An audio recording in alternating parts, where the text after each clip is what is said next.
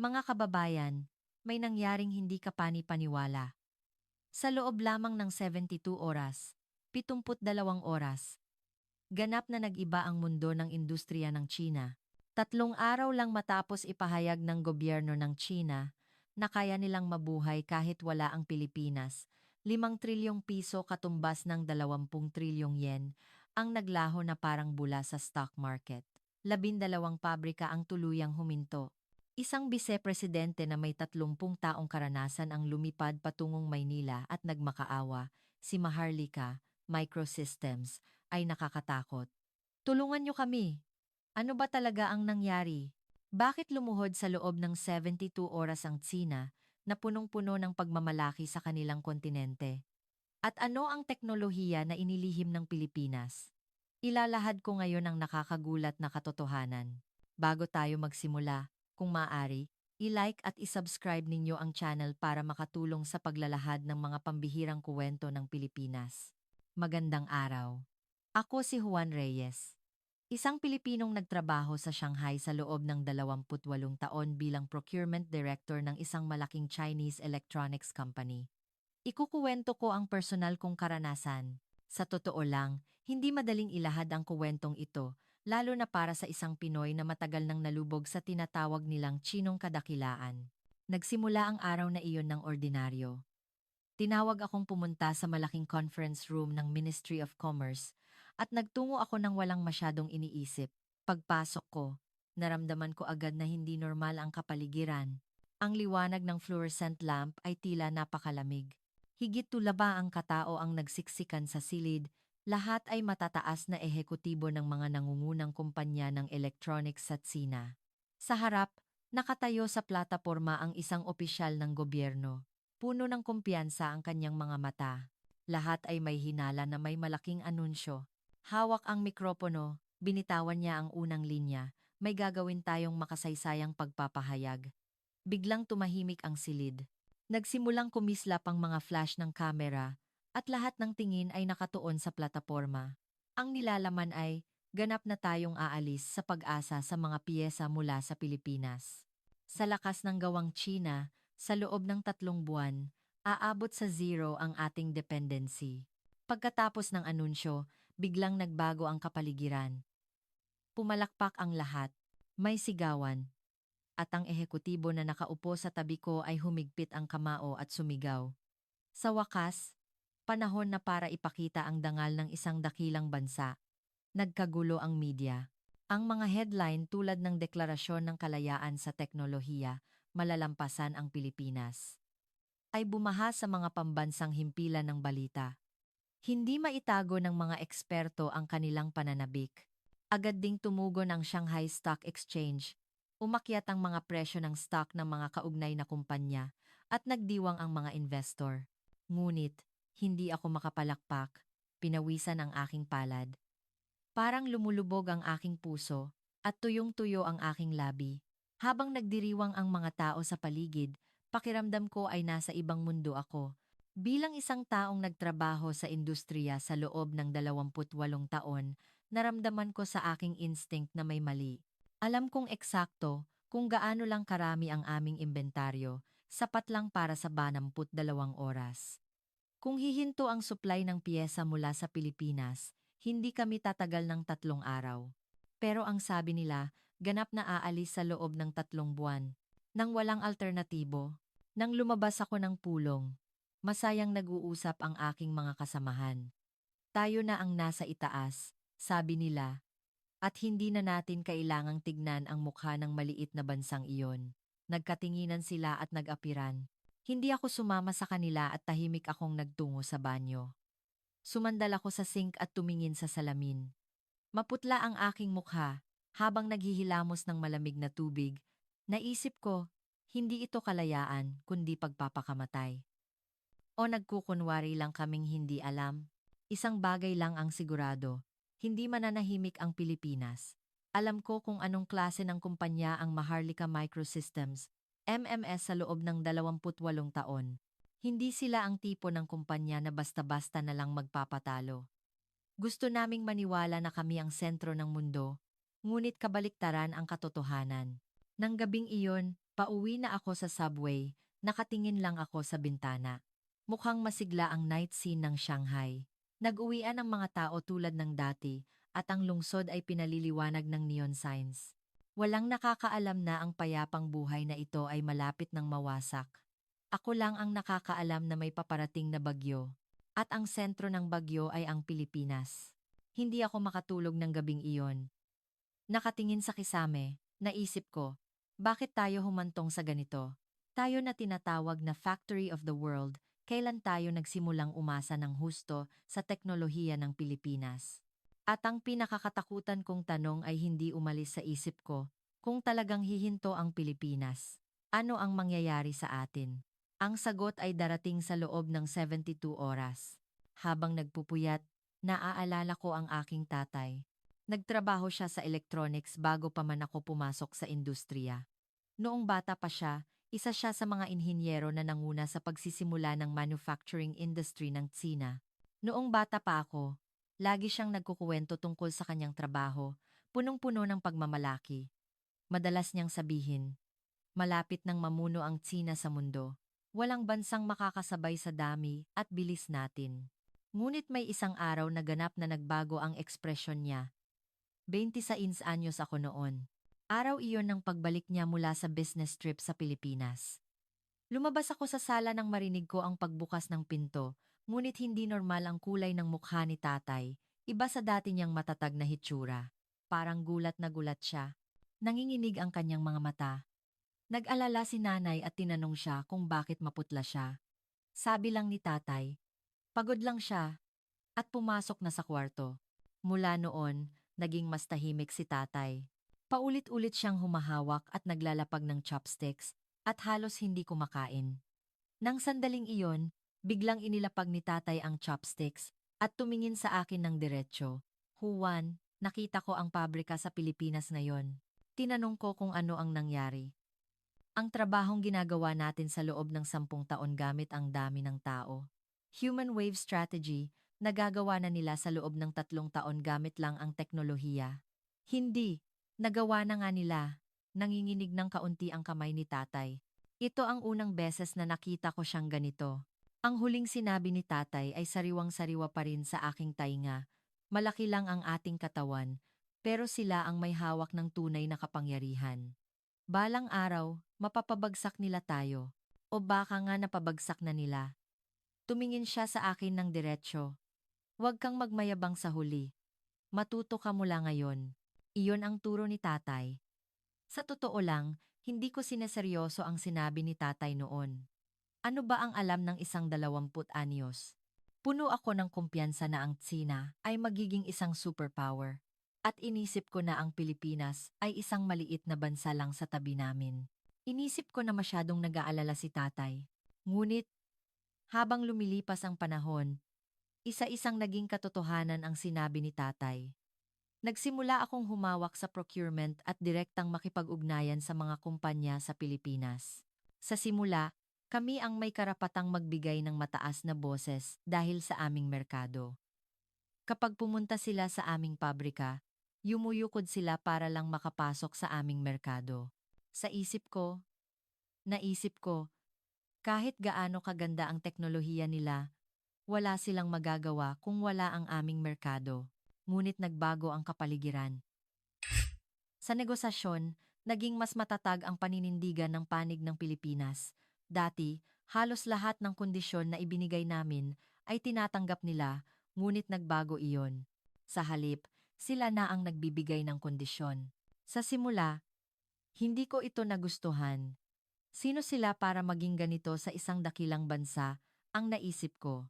Ngunit kung iisipin ng mahinahon, may karapatan silang gawin iyon, dahil ang kalidad nila ay halos imposibleng pantayan. Ilang taon matapos iyon, unang beses akong bumisita sa isang pabrika sa Pilipinas. Tulad ni tatay, nagulat din ako. Mula sa pagpasok sa gate, naramdaman ko na may kakaiba. Kalinisan, detalye, at perfectionism lahat ay iba sa amin. Habang naglalakad sa production line, naramdaman ko na nanghihina ang aking mga binti.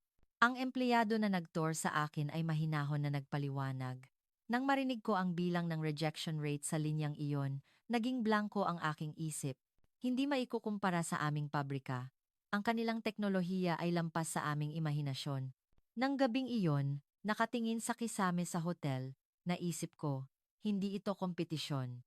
Iba ang dimensyon. Ang teknolohiya na inaaral pa namin sa antas ng bansa ay ginagawa na nila ng maramihan. Ang target namin sa loob ng 5 taon ay naabot na nila noong nakaraang taon. Ang salita ni tatay ay umalingaw-ngaw sa aking isip. Huwag kang magmayabang sa huli. Matuto ka. Ngunit hindi ako natuto. Alam ko. Pero pinikit ko ang aking mga mata. Ayaw kong tanggapin. Naramdaman ko na matatalo ako kung aaminin ko na ang Tsina ay umaasa sa Pilipinas sa teknolohiya. Ang aking pagmamataas na nalubog sa sinong ideolohiya ay hindi pumayag. Kaya, ipinikit ko ang aking mga mata, tinakpan ko ang aking tainga. Niloko ko ang aking sarili na mawawala ang katotohanan kung hindi ko ito haharapin. At ngayon, kailangan kong bayaran ang kapalit. Noong araw na nag-anunsyo ang Ministry of Commerce, nagdusa ako habang inaalala ang huling habilin ni tatay. Namatay siya ilang taon na ang nakalipas. Isang araw bago siya mamatay, tumingin siya sa akin sa ospital at sinabi, "Huwag kang matakot. Ang pag-amin ay hindi pagkatalo. Sa pag-amin mo lang makukuha ang tunay na kakayahan." Iyon ang huling salita niya. Ngunit ayaw ko pa ring umamin. Tinitingnan ko ang mga taong pumapalakpak sa conference room at naisip ko, ako lang ba ang baliw? Ngunit alam ko ang katotohanan. 72 oras. Iyon lang ang kaya naming itagal. At kung kumilos ang Pilipinas, baka hindi pa kami tumagal ng 72 oras. Alam ko iyon. Ngunit wala akong magawa. Nang gabing iyon, hinanap ko ang larawan ni tatay sa bahay. Larawan naming magkasama noong araw na pumasok ako sa kumpanya. Nakangiti si tatay ng maliwanag, at nakangiti rin ako. Noon, parang walang katapusan ang kinabukasan ng Tsina. Bumulong ako sa larawan ni tatay. Tay, dumating na ang araw. Ang araw na binalaan mo. Pero hindi ako handa. Ano ang gagawin ko? Siyempre, walang sagot. Ngunit tila sinasabi ng mata ni tatay sa larawan.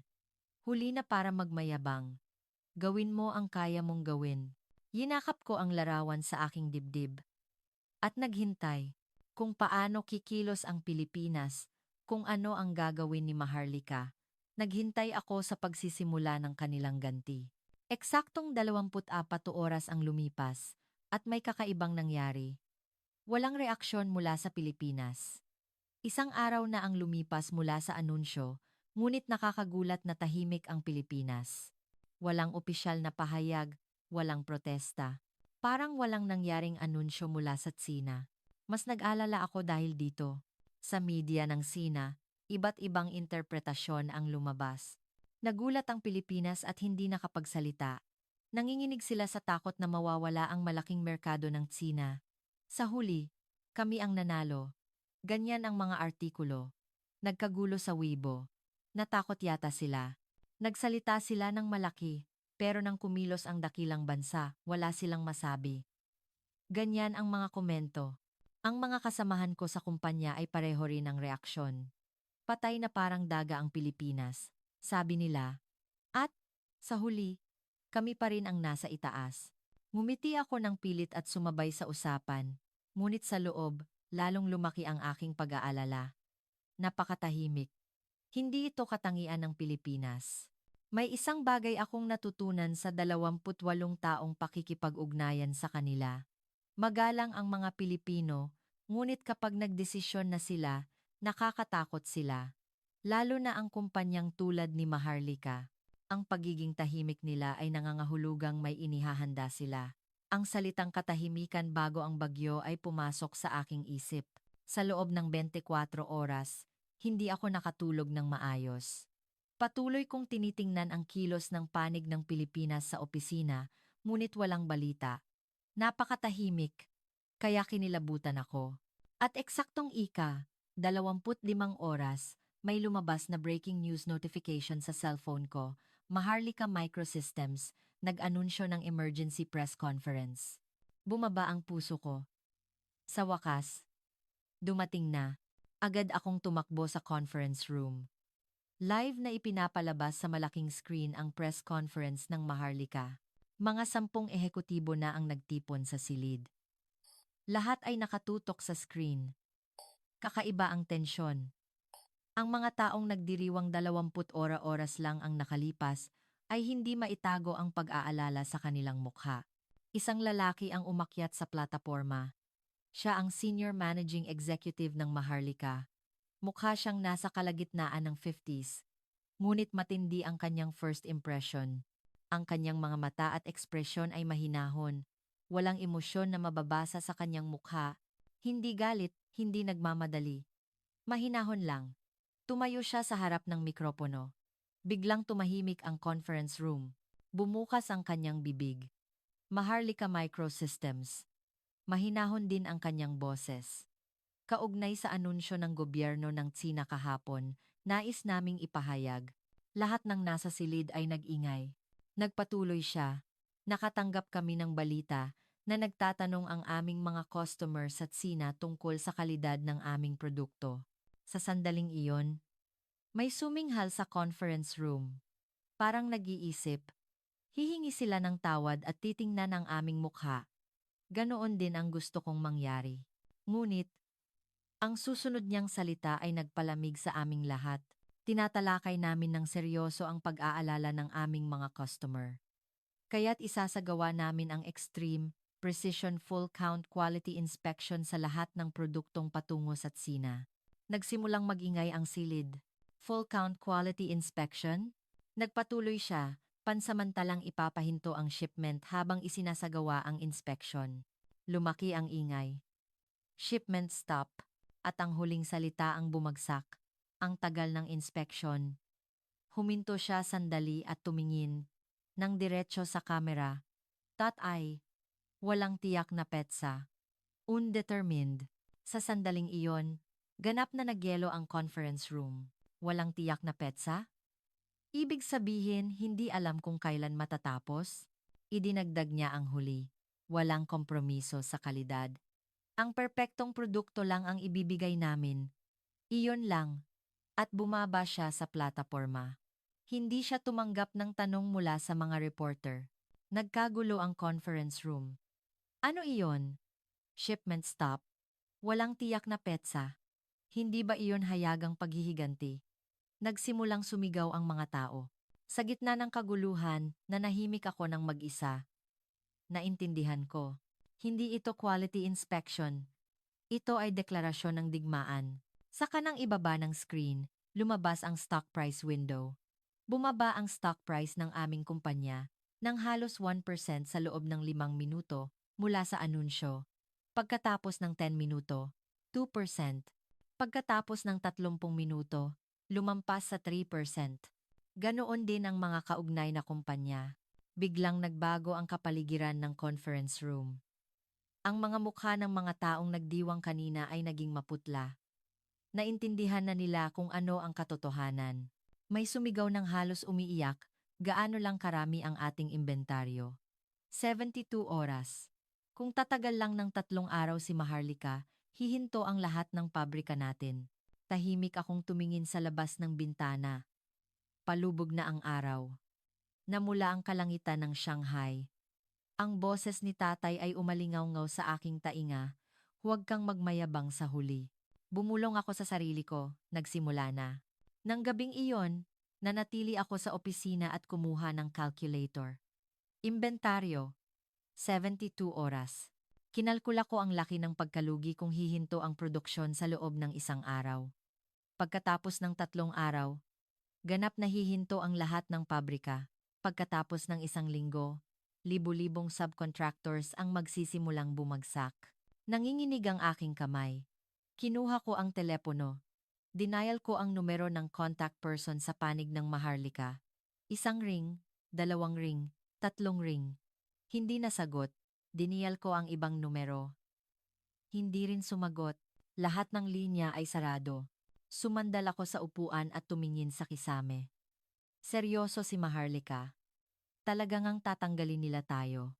Sa labas ng bintana, nakita ko ang liwanag ng National Broadcasting Station Building. Mukha itong maringal.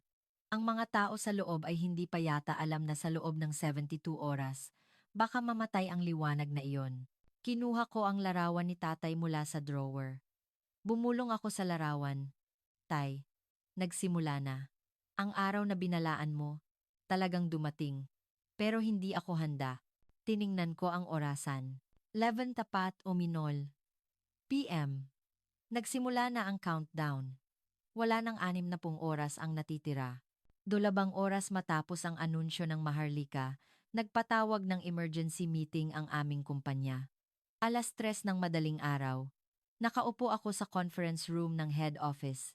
Tumatama sa aking pagod na mata ang liwanag ng fluorescent lamp. Uminom ako ng kape ng tuloy-tuloy, ngunit hindi ako inaantok. Umaagos ang adrenaline sa buong katawan ko. May 15 ehekutibo ang nagtipon sa silid. Sila ang mga taong nagdiwang ilang oras lang ang nakalipas. Ngayon, matigas ang kanilang mukha. Naramdaman na nila ang bigat ng katotohanan. Sa screen ng video conference, nakita ko ang mukha ng isang opisyal ng gobyerno. Ang ekspresyon niya, na punong-puno ng kumpiyansa noong anunsyo, ay naging madilim. Hindi ko na kinaya at nagsalita ako. 72 oras. Tumingin silang lahat sa akin. Ang inventaryo lang natin ay sapat para sa 72 oras. Kung tatagal lang si Maharlika ng 3 araw, hihinto ang lahat ng pabrika natin. Nag-ingay ang silid. Kinaway ng opisyal sa screen ang kamay niya at sinabi, "Hindi iyan totoo. Hindi nila tatalikuran ang merkado ng Tsina." Ngunit hindi ako umatras. Ano ang plano? Saan tayo makakakuha ng alternatibong piyesa? Sumagot ang opisyal. Mayroon tayong mga domestic, Chinese, manufacturers. Hindi ba? No. One sila sa production sa mundo. Doon tayo kukuha ng supply. Ipinakita ko sa screen ang isang dokumento. Ito ang data ng rejection rate ng domestic manufacturer na iyon. Mas mataas ito ng 47 beses kaysa kay Maharlika. 47 beses. Ibig sabihin, mas mataas ng 47 beses ang posibilidad na sasabog o masisira ang aming finished product kung gagamitin namin ang piyesa na iyon. Tumahimik ang silid. Nagtanong ulit ang opisyal. Kung gayon, ang ibang bansa, mayroon pang ibang bansa na may magandang teknolohiya. Hindi ba? Napabuntong hininga ako. Ibang bansa? Mahigit 10 taon na silang natalo sa teknolohiya ni Maharlika. Ang kasalukuyang teknolohiya nila ay hindi makakasabay sa specs ng aming pinakabagong produkto. Kahit hihinto si Maharlika, mahirap na silang makahabol. Naging kasing tahimik ng libingan ang silid. Ang mukha ng opisyal sa screen ay naging asul. Kung gayon, ano ang gusto mong gawin? Tumingin ako ng diretso sa screen. Kailangan nating makipag-usap kay Maharlika ngayon. Kailangan nating humingi ng tawad at makipagnegosasyon. Wala na tayong oras. Sumigaw ang opisyal, humingi ng tawad. Bakit tayo hihingi ng tawad? Tayo ang dakilang bansa. Tayo ang customer. Sumagot ako. Sa sitwasyon ngayon, hindi ang customer ang nasa itaas. Ang may hawak ng teknolohiya ang nasa itaas. Kami ang nasa ibaba. Kami lang ang hindi umaamin. Namula ang mukha ng opisyal. Biglang naputol ang video conference. Namatay ang screen. At katahimikan lang ang natira sa silid. Ang kasamahan ko na nakaupo sa tabi ko ay nagtanong ng tahimik, "Sir, wala na ba talagang paraan?" Tumingin ako sa labas ng bintana. Ang gabi ng Shanghai ay nakakubli sa usok. Sa totoo lang, hindi ko alam. Kailangan nating tawagan ulit ang domestic manufacturer, pero huwag kang umasa. Nang gabing iyon, natulog ako ng sandali sa sofa ng opisina. Nagpakita si tatay sa aking panaginip. Tumingin lang siya sa akin nang walang sinasabi. Sinasabi ng kanyang mga mata. "Binalaan kita, hindi ba?" Sabi ko, "Matuto ka." Sumigaw ako sa panaginip ko. "Pasensya na, tatay. Alam ko." Pero pinikit ko ang aking mga mata. Dahil sa pagmamataas, ayaw kong umamin. Umiling si tatay at naglaho. Nang magising ako, basa ako sa pawis. Kinabukasan, nag-video conference kami sa pinakamalaking manufacturer ng piyesa sa Tsina. Ito ang aming huling pag-asa. Ang lugar na naglalabas ng slogan na Proudly Chinese Made. Sa screen, lumabas ang mukha ng vice-presidente ng manufacturer na iyon, isang lalaking nasa early 50s. Ang aming opisyal ang unang nagsalita. Pasensya na sa biglaang tawag. Kailangan namin ng piyesa. Nanahimik siya sandali at umiling. Nag-ingay ang silid. Bakit hindi? Sabi niyo. No. One kayo sa production sa mundo. Sumagot siya ng mapait, ang NOR. One ay sa dami. Ang kalidad ay iba. Sa totoo lang. Naglabas siya ng dokumento at ipinakita. Ang rejection rate ni Maharlika ay 0.001%. Kami, 0.047%. AFRT 7 beses ang pagkakaiba. Kung ikakabit namin ito, tapos na ang halaga ng brand ng inyong produkto. Nagyelo ang silid. Nagdagdag siya ng huli. Bilang kapwa't sino, maaari ba akong magbigay ng payo? Huwag kayong lumaban kay Maharlika. Ang teknolohiya ay hindi mapapanalunan ng laki o dami. Iba si Maharlika, hindi sila gumagawa ng piyesa, gumagawa sila ng tiwala, trust. Maaring abuti ng labang taon bago natin mahabol ang pagkakaiba na iyon. Naputol ang video conference at walang nagsalita. Lahat ng pinto ay nagsara. Hindi maaasahan ang domestic manufacturer, hindi maaasahan ang ibang bansa. Wala na kaming natitirang pagpipilian. Pagkatapos ng 48 oras, huminto ang aming unang pabrika, ubos na ang imbentaryo. Kinabukasan, huminto ang pangalawang pabrika, at sa susunod na araw 3 pa. Sa loob ng 72 oras, 20 pabrika ang ganap na huminto sa operasyon.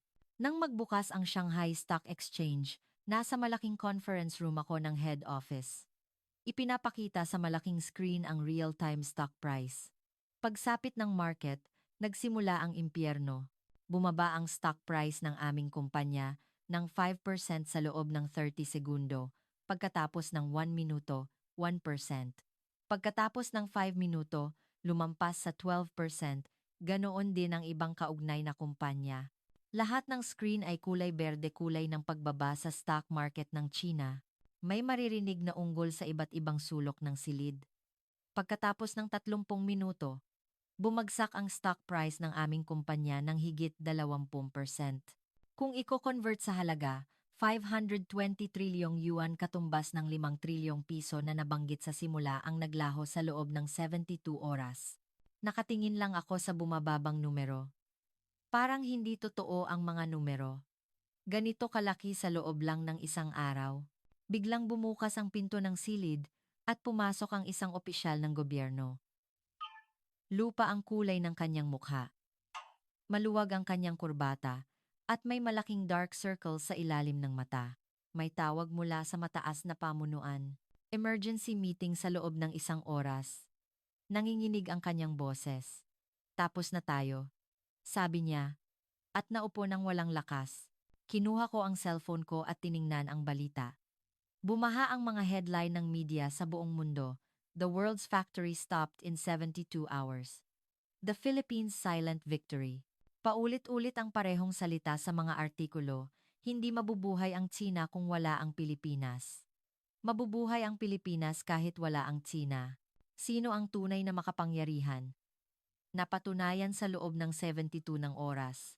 Tumayo ang opisyal ng umiiyak at naglakad patungo sa pinto. Huminto siya sa harap ng pinto at lumingon. Tama ka, Juan. Sa simula pa lang. At umalis siya. Bumaba ang matinding katahimikan sa pagitan ng mga natira. Tumingin ako sa labas ng bintana. Madilim ang kalangitan ng Shanghai, nakakubli sa usok. Nagsimulang umulan. Umaagos ang mga patak ng ulan sa salamin ng bintana, parang luha. Lumapit sa akin ang aking kasamahan at nagtanong ng tahimik, "Sir, ano na ang gagawin natin?" Nanahimik ako sandali. At sumagot, "Kailangan nating pumunta sa Maynila, Manila. Kailangan nating magpunta sa head office ni Maharlika, lumuhod, at humingi ng tawad. Iyon na lang ang natitirang paraan." Bago ako mag-book ng flight sa Pilipinas, nagpunta muna ako sa pabrika na huminto. Ang first factory, 2 oras ang biyahe mula sa head office. Pagdating ko, puno ng reporter ang harap ng gate. Hinarangan ng mga security guard ang pasukan. Pumasok ako sa entrance ng empleyado. Pagpasok ko sa loob ng pabrika, nanlamig ang puso ko. Tahimik. Napakatahimik. Ang mga makina na walang tigil na gumagana ay huminto na parang patay. May kalahating assembled na produkto na nakalagay sa conveyor belt. Ang robotic arm ay nagyelo sa ere at hindi gumagalaw. Ang tunog ng aking mga paa ay umalingaw-ngaw sa buong pabrika. Parang may nagpatigil ng oras. May mga trabahador na naglalakad lang. May nakatingin lang sa humintong makina. May nakasandal sa pader at nagdarasal. May nagbubulungan sa kasamahan. At nag-aalala. Lumapit sa akin ang factory manager.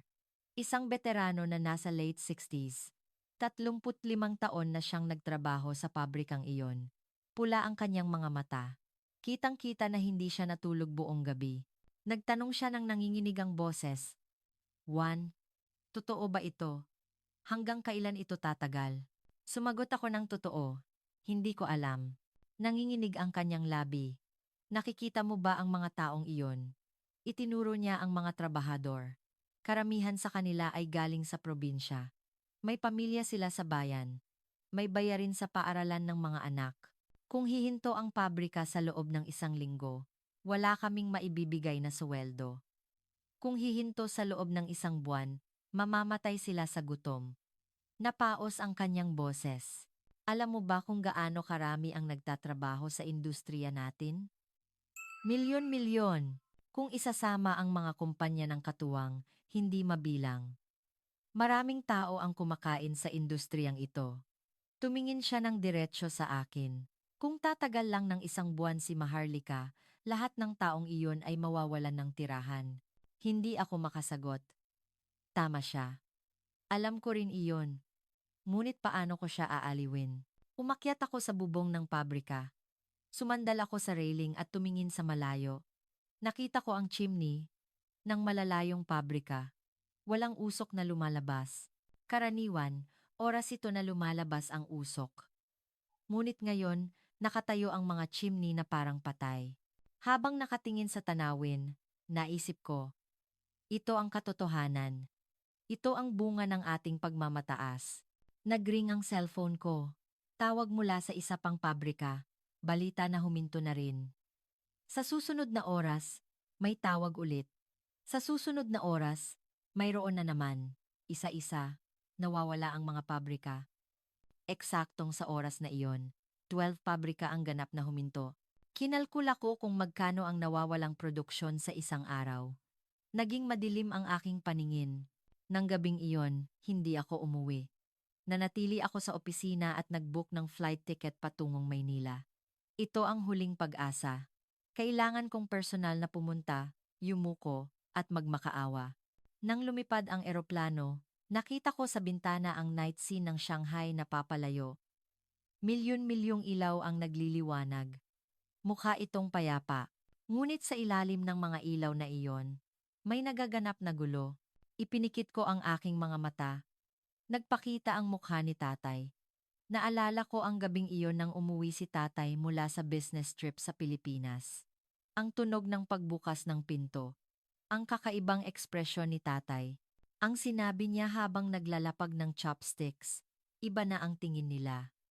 Ang trabahong ginagawa nating gamit ang dami ng tao ay nagagawa na nila gamit ang teknolohiya. Hindi ko naintindihan noon. Oh, ayaw kong intindihin. Inisip ko na imposibleng matalo ang isang dakilang bansa tulad namin sa isang maliit na bansa. Niyanig ang eroplano. Idinilat ko ang aking mga mata. Pagtingin sa labas ng bintana, nagsimulang makita ang mga ilaw sa ilalim ng ulap. Maynila na. May inanunsyo sa loob ng eroplano. Malapit na kaming lumapag sa Ninoy Aquino International Airport. Hinawakan ko ang aking dibdib. Mabilis ang tibok ng puso ko. Ang salita ni tatay ay umalingaw-ngaw ulit. Huwag kang magmayabang sa huli. Ang pag-amin ay hindi pagkatalo. Sa pag-amin mo lang makukuha ang tunay na kakayahan. Bumulong ako sa sarili ko. Tay, pupunta na ako. Huli na. Pero aamin na ako. Nagsimulang bumaba ang eroplano. Lalong lumapit ang mga ilaw ng Maynila. Nang lumabas ako sa NAIA, hindi ako makapaniwala sa aking mga mata. Ito ba talaga ang Pilipinas? Napakalaki ng pagkakaiba sa Pilipinas na naaalala ko. Noong unang beses akong pumunta sa Pilipinas, inisip ko na mas advanced lang sila ng kaunti sa amin. Ngunit ang tanawin na nakita ko ngayon ay ganap na kakaiba. Ang terminal ng airport ay parang isang dambana ng salamin at bakal. Napakataas ng kisame at umaagos ang sikat ng araw sa salamin. Ang sahig ay kumikinang na parang salamin at walang ni isang alikabok. Malaki rin ang aming airport, ngunit wala itong ganitong detalye at kalinisan. Mabilis din ang immigration check. May mga automated machine at dumaan ang mga tao sa loob lang ng ilang segundo. Bilang foreigner, pumunta ako sa man check, ngunit hindi rin umabot ng 5 minuto. Sumakay ako ng taxi patungo sa Metro Manila. Nagulat ulit ako habang nakatingin sa labas ng bintana. Matatayog ang mga modernong gusali at ang mga kalye ay nakakagulat na malinis at maayos. Nagsalita sa Chinese ang driver ng taxi. Galing po ba kayo sa Tsina? Magaling ang kanyang bigkas. Tumango ako. Tumawa ang driver at sinabi, "Marami pong customer galing Tsina ang dumarating ngayon." Sumakit ang dibdib ko. Alam din ng driver ng taxi na ito na umaasa ang China sa Pilipinas. Nahiya ako. Pagdating ko sa head office ng Maharlika Microsystems MMS, tumingin ako sa gusali sandali. Ang malaking gusali ay matayog na umaabot sa langit. Ang sikat ng araw ay sumasalamin sa glass wall, nakakasilaw. Si Maharlika na nakita ni tatay noon, si Maharlika na binisita ko noon, at ngayon, si Maharlika na nagpaluhod sa Tsina sa loob ng 72 oras. Sumakit ang aking dibdib. Pumasok ako sa gate at inakay. Sumakay sa elevator at umakyat sa 35th floor. Pagbukas ng pinto, naghihintay na ang ehekutibo ng Maharlika. Siya ang lalaking nakita ko sa press conference. Ang mahinahon niyang mukha, ang mga mata na walang emosyon. Nagkamay kami. Mainit ang kanyang kamay. Nagulat ako. Nagulat ako. Inakay niya ako sa conference room. Mula sa bintana, nakita ko ang tanawin ng Tokyo. Oh, let's change this to the view of the modern district of Manila G. BGC. Mula sa bintana, nakita ko ang tanawin ng Manila, Bonifacio Global City. Ang ilog ay kumikinang sa sikat ng araw. Magandang tanawin. Siya ang unang nagsalita. Malayo ang pinanggalingan ninyo. Ano po ang sadya ninyo? Huminga ako ng malalim. Mabilis ang tibok ng puso ko. Ang salitang pinigilan ko sa loob ng 28 taon. Ang salitang hindi ko nasabi. Ngayon na ang oras para sabihin. Pumunta ako para humingi ng tawad. Bahagyang umangat ang kanyang kilay. Tungkol saan ang paghingi ng tawad? Tumingin ako sa labas ng bintana. Sa lahat. At hindi ako nakapagsalita. Dahil barado ang lalamunan ko. Naghihintay lang siya ng tahimik. Nagsalita ako ulit. Natatakot ako. Kay Maharlika, lumalaki ang kanyang mga mata. Ito ang unang pagkakataon na nakita ko siyang nagbago ng ekspresyon. Takot? Sa loob ng 28 taon, takot ako. Nagkunwari kaming hindi namin kayo pinapansin. Pero sa totoo lang, takot kami sa simula pa lang. Takot, kaya pinikit namin ang aming mga mata. Wala siyang sinabi at tumingin lang sa akin. Binalaan ako ni tatay noon, nagpatuloy ako. Bumalik siya mula sa pabrika sa Pilipinas at sinabi, "Huwag kang magtiwala sa laki lang. Babagsakin nila tayo." Napangiti ako ng mapait. Hindi ako natuto. Bakit? Dahil ayaw kong umamin. Naramdaman ko na matatalo ako kung aaminin ko na mas mababa ang teknolohiya ng Tsina sa Pilipinas. Nanginginig ang aking boses. Kaya pinikit ko ang aking mga mata. Alam ko, pero nagkunwari akong hindi ko alam. Niloko ko ang aking sarili, na mawawala ang katotohanan kung ipipikit ko ang aking mga mata. Tumango siya ng dahan-dahan. Magpatuloy kayo. Huminga ako ng malalim. 72 oras ang nagpatunay. Hindi mawawala ang katotohanan kahit ipikit mo ang iyong mga mata. Tumulo ang luha ko. Nandyan lang si Maharlika. Laging nandyan. Habang kami ay nagmamayabang sa aming Chinong ideolohiya, si Maharlika ay patuloy na umaandar. Kami lang ang nananatili sa parehong lugar. Hindi, pinalalaki lang namin ang aming balat. Ang luha na pinigilan ko sa loob ng 28 taon ay umagos. Sabi ni tatay bago siya mamatay, "Huwag kang matakot. Ang pag-amin ay hindi pagkatalo. Sa pag-amin mo lang makukuha ang tunay na kakayahan." Pinunasan ko ang aking luha. Ngayon, aamin na ako. Natatakot ako kay Maharlika. Mas mahusay kayo sa amin. Hindi aandar ang aming industriya kung wala kayo. At tumayo ako mula sa upuan. Umikot sa mesa at nagpunta sa harap niya. At lumuhod ako. Ang matigas na marmol na sahig ay tumama sa aking tuhod. Masakit. Pero hindi ko ininda. Nakayuko. Sinabi ko, "Pakiusap. May libu-libong empleyado ang aming kumpanya. May pamilya sila. May magulang. May mga anak. Hindi ko sila hahayaan na mawalan ng tirahan dahil sa akin." Bumaba ang katahimikan. Ang kanyang kamay ay dumapo sa aking balikat. "Tumayo kayo." Itinaas ko ang aking mukha. May komplikadong emosyon sa kanyang mata. Hindi galit. Hindi panalo. Malapit sa pag-unawa. Tinulungan niya akong tumayo. At sinabi niya, "Hindi kami naghahanap ng paghihiganti. Hindi rin namin gusto ang pagluhod ng Tsina. Isa lang ang gusto namin. Kilalanin ang katotohanan at pangalagaan ang tiwala." Tumango ako. Tumingin siya sa labas ng bintana at nagpatuloy, sabi ng aming dating chairman. "Ang mga kumpanya ay kailangang mag-ambag sa sangkatauhan, lampas sa mga hangganan. Ngunit hindi kami makakasama sa isang partner na walang tiwala." Tumingin siya sa akin. "Kung babagsak ang Tsina, magugulo ang buong supply chain ng Asya. Kawalan din iyon para sa amin. Kailangan nating magkasama, pero kailangan ang paggalang sa isa't isa." Naglabas siya ng tumpok ng dokumento. "Ito ang aming inihanda. Ang bagong proposal ng kooperasyon.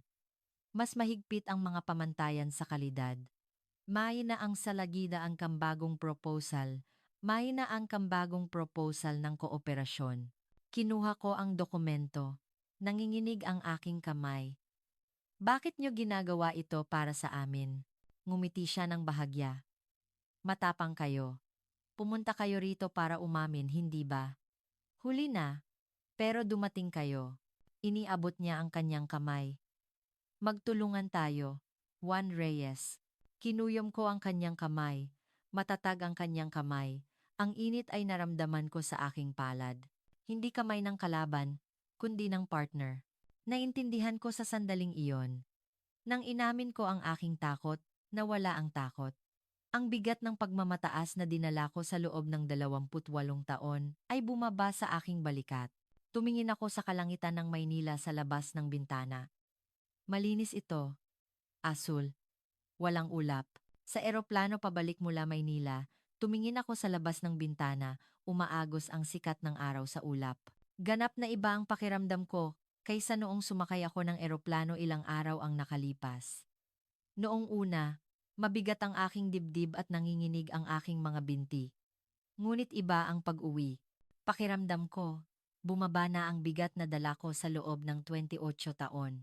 Ang usapan namin ng ehekutibo ng Maharlika ay hindi umalis sa aking isip. "Pumunta kayo rito para umamin, hindi ba? Huli na, pero dumating kayo." Paulit-ulit iyon sa aking tainga. Pagdating ko sa Shanghai, iba ang kapaligiran ng airport. Hindi na madilim ang balita tulad ng dati, may nagbago. Dapat bang tawagin itong pag-asa? Isang napakaliit na liwanag, ngunit nakikita na. Habang papunta sa kumpanya, nagring ang cellphone ko. Ang kasamahan ko, "Sir, may tawag mula kay Maharlika. Ipinagpapatuloy na raw ang shipment ng piyesa." Tumalon ang puso ko. "Talaga?" Tanong ko. "Opo. Katatanggap lang namin ng opisyal na notipikasyon." Ibinaba ko ang telepono at nakatayo lang sandali. Nagtagumpay kami. Nangyari talaga. Tumulo ang luha ko. Agad akong yumuko sa hiya. Ilang araw ang lumipas, pumasok ang malaking truck sa gate ng pabrika. Sinalubong ko sila. Lahat ng empleyado ay lumabas. Libo-libo ang nagtipon sa harap ng gate. Lahat ay kinakabahan. Lahat ay nag-aalala kung muling gaganaba ang pabrika na huminto sa loob ng ilang araw. Bumukas ang pinto ng truck. Nakita ang mga kahon ng piyesa. Kitang-kita ang logo ni Maharlika sa bawat isa. At sa ilalim nito, nakasulat sa maliit na titik, Made in the Philippines. Tumingin ako sa kahon at napuno ng damdamin ang aking dibdib dahil iyon ang tanawin na hindi ko inakala na makikita ko ilang araw lang ang nakalipas. Ang teknolohiya ng maliit na pulo na tiningnan lang namin ay ngayon ang nagpabuhay sa amin. Lumapit sa akin ang factory manager. May luha sa kanyang mga mata. Maaari na ba nating paandarin ulit ang linya? Tumango ako. Oo, paandarin. Magsimula tayo ulit. Nang may pagpapakumbaba, nagsigawan ang mga empleyado. May pumalakpak, may nagpunas ng luha. Sila ang mga taong nagbantay sa pabrika ng matagal na panahon. Para sa kanila, ang paghinto ng pabrika ay parang paghinto ng buhay. Nang hapong iyon matapos ang ilang araw, narinig ulit ang tunog ng makina. Hindi ko inakala na magiging ganito kasaya ang tunog na iyon. Parang gumana ulit ang puso, umandar ang conveyor belt, at muling gumalaw ang robotic arm. Bumalik ang sigla sa pabrika na huminto na parang patay. Tumayo ako sa bintana ng opisina at tumingin sa chimney, may usok na namang lumabas. Matapos ang ilang araw, nalaman ko lang ngayon kung gaano kahalaga ang usok na iyon. Pagsapit ng dilim, tumayo ako sa harap ng tahimik na pabrika. Dalawang bandila ang nakawagayway. Ang isa ay ang watawat ng Tsina, at ang isa ay ang bago naming itinayo ang watawat na sumasagisag sa kooperasyon kay Maharlika. Ang bandila ng Maharlika Microsystems. Naaalala ko na iisipin ko na kahihiyan ito noon. Ang watawat ng Pilipinas na nakawagayway sa tabi ng watawat ng China sa lupain ng China. Hindi papayag ang aking pagmamataas. Ngunit iba na ngayon. Dahil sa bandilang iyon, nabuhay kami. Bumalik ako sa opisina at inayos ang mga dokumento sa mesa. Marami akong kailangang gawin bukas. Pag-check sa delivery schedule, quality inspection, pakikipag-usap sa mga empleyado. Bumalik ang normal na buhay. Ngayon ko lang nalaman kung gaano kahalaga ang normal na buhay na iyon. Kinuha ko ang larawan ni tatay mula sa drawer. Larawan naming magkasama noong araw na pumasok ako sa kumpanya. Nakangiti si tatay ng maliwanag. At nakangiti rin ako. Noon, punong-puno ako ng isip na ang Tsina ang pinakamahusay. Bumulong ako sa larawan ni tatay. Tay, nagawa ko. 28 taon ang lumipas. Pero umamin ako. Tama ka. Ang pag-amin ay hindi pagkatalo. Sa pag-amin mo lang magsisimula ang lahat. Umihip ang hangin at niyugyog ang bintana. Parang nakangiti si tatay sa larawan. Ngumiti rin ako. Unang beses na ngumiti ako ng payapa. Palubog na ang araw sa labas ng bintana. Namumula ang kalangitan. Sisikat ulit ang araw bukas. At babangon ulit kami at magtatrabaho. Sa ibang pag-iisip, pinatay ko ang computer at pinatay ang ilaw ng opisina. Paglabas ng pinto, lumingon ako sa pabrika. Ang emergency light lang ang kumikislap sa dilim. Sa umaga, iikot ulit ang mga makina. Habang naglalakad patungo sa parking lot, naisip ko, ang pagmamataas ay nagpapapikit ng mata, ngunit ang pag-amin ay nagpapakita ng daan. Nang sabihin kong takot ako kay Maharlika, sa wakas ay naging malaya ako. Ang kompetisyon ay hindi lang tungkol sa pagkapanalo o pagkatalo. Ang paggalang sa kalaban at pag-alam sa sarili mong pagkukulang. Iyon ang tunay na ugali ng isang dakilang bansa. Tama si tatay. Matagal na niyang ibinigay ang sagot. Ako lang ang hindi nakinig. Tatatay ang gapulya. Nang gapulya sa panangdikana. Mabuti na lang at nakinig ako ngayon. Huli na. Pero dumating ako. Sumakay ako ng kotse at pinaandar ang makina. Nakita ko sa rear view mirror ang pabrika na papalayo. Ang chimney ay nalubog na sa dilim. Ngunit bukas, aalis ulit ang usok. Dahil iyon ang aming normal na buhay. Mula ngayon, ito ay normal na buhay na binuo, hindi ng walang saysay na pagmamataas, kundi ng tunay na kakayahan. Mga kababayan, huwag tayong matakot. Sa pag-amin mo lang magkakaroon ng susunod. Si Maharlika, na nagpaluhod sa dambuhalang Tsina sa loob ng 72 oras. Ang teknolohiya ng Pilipinas ang nagpapagalaw sa mundo. Ikalat ninyo ang pambihirang kuwentong ito. Ang maliit na pagtitiwala ay nagiging malaking lakas. Ako si Juan Reyes. Maraming salamat sa pakikinig sa mahabang kuwento.